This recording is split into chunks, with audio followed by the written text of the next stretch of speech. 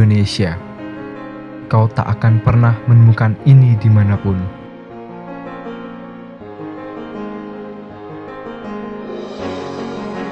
Alam, budaya, suku, bahasa, yang begitu banyaknya.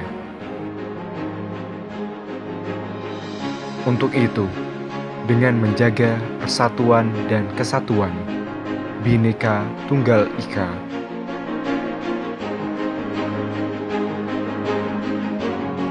kita saling menghargai, bertoleransi terhadap agama, suku, bangsa di negeri ini. Bersatu padu untuk mewujudkan negeri yang bebas dari diskriminasi. Karena perbedaan bukanlah gergaji yang akan memutus tali persaudaraan, tetapi perbedaan adalah rantai pemersatu bangsa.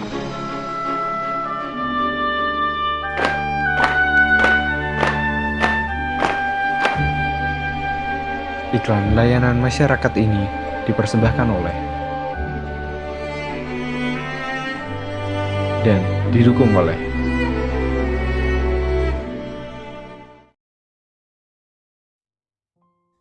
Dari cuplikan tadi, dapat kita simpulkan betapa pentingnya persatuan dan kesatuan bangsa.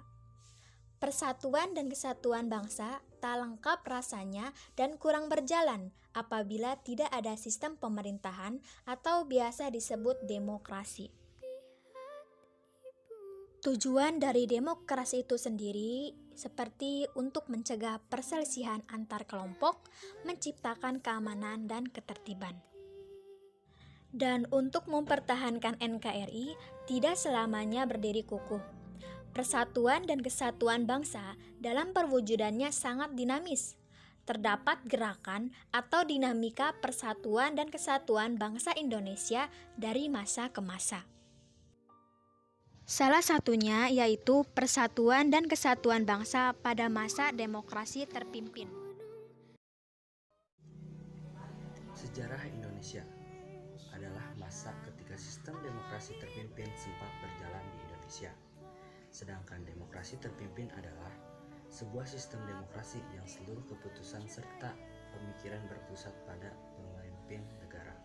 Kala itu adalah Presiden Soekarno. Konsep sistem demokrasi terpimpin pertama kali diumumkan oleh Presiden Soekarno dalam pembukaan sidang konstitusi pada tanggal 10 November 1956. Demokrasi terpimpin menurut ketetapan MPRS nomor 8 MPRS /1965, yakni kerakyatan yang dipimpin oleh hikmat, kebijaksanaan dalam permusyawaratan perwakilan yang berintikan musyawarah untuk mufakat secara gotong royong di antara semua kekuatan nasional yang progresif, revolusioner, dan berporoskan pada nasab.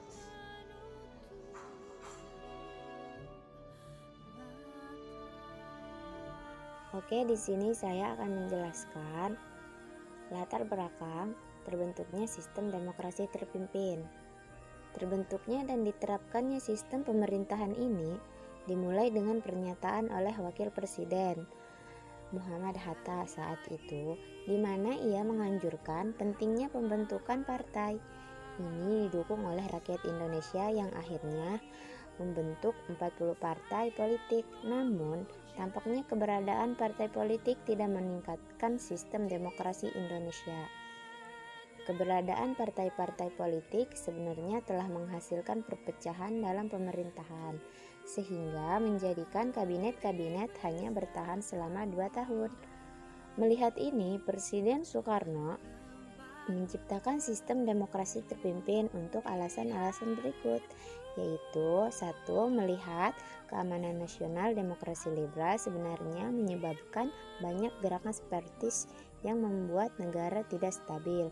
Yang kedua, dari sudut pandang ekonomi, perubahan kabinet yang sering mengakibatkan berbagai program ekonomi yang sebelumnya dirancang tidak berfungsi dengan baik. Dan yang ketiga, dalam hal politik, kegagalan konstitusi dalam rumuskan undang-undang baru untuk menggantikan undang-undang sementara 1995. Nah, tujuan dari diterapkan sistem demokrasi terpimpin adalah untuk menggantikan demokrasi liberal yang dianggap tidak stabil bagi negara Indonesia untuk menguatkan kekuasaan presiden saat itu yang semula terbatas hanya pada kepala negara menjadi pegangan kekuasaan tertinggi negara Indonesia.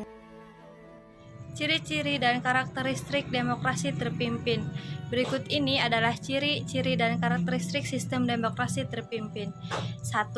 Kekuasaan penuh dipegang oleh presiden dalam sistem pemerintahan ini. Presiden bertindak sebagai otoritas tertinggi di suatu negara di Indonesia. Sistem pemerintahan ini mulai berlaku pada 5 Juli 1959 ketika negara Indonesia berada di bawah pemerintahan Presiden Soekarno.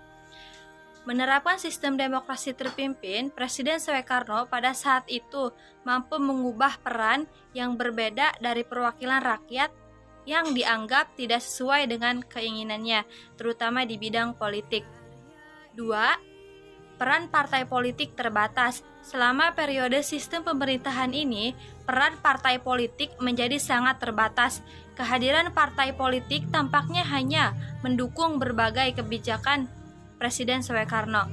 3. Peran dan partisipasi militer dalam pemerintahan meningkat selama periode demokrasi terpimpin. Peran militer di Indonesia sangat kuat saat itu. Tentara memiliki dua fungsi ganda atau duifungsi, yaitu sebagai garda pertahanan negara dan juga peran dalam pemerintahan. Peran tentara yang kuat dalam pemerintahan ternyata menyebabkan kerusuhan politik di Indonesia. 4. Pemahaman komunisme berkembang pada saat itu. Hubungan antara Presiden Soekarno dan Partai Komunis Indonesia atau PKI menjadi sangat baik. Dukungan PKI untuk Presiden Soekarno dimanfaatkan dengan baik, sehingga gagasan komunisme berkembang pesat pada saat itu. 5. Anti kebebasan pers bertugas untuk menghubungkan suara rakyat dalam sistem politik sangat dibatasi oleh pemerintah. Kebijakan pemerintah tentang pers menyebabkan sebagian besar media berhenti dan tidak berani menyebarkan berita karena ancaman larangan dan dicekal. 6. Sentralisasi pemerintahan pusat. Sistem pemerintahan ini menciptakan ketidakadilan, termasuk pemerintah yang sepenuhnya dikendalikan oleh pemerintah pusat. Peran partai politik dalam pemerintahan menjadi semakin tidak jelas, menyebabkan kekacauan. 7. Pelanggaran HAM, kebebasan pers, sentralisasi pemerintahan pusat, dan peran militer yang sangat besar berdampak pada meningkatnya tindakan sewenang-wenang terhadap rakyat. Pelanggaran HAM seringkali dilakukan oleh pemerintah jika mereka menemukan orang yang menentang kebijakan pemerintah. Yang pertama, dampak positif, yaitu negara dapat memecahkan perpecahan dan krisis yang tak berkesudahan. Yang kedua, mengambil Undang-Undang 1945 sebagai pedoman pemerintahan. Yang ketiga, merupakan awal dari pendirian lembaga tinggi negara, yaitu MPRS dan DPAS. Selanjutnya yaitu yang kedua, dampak negatif. Presiden, MPR dan badan-badan pemerintah tinggi lainnya memiliki kekuatan besar, menciptakan potensi penyalahgunaan.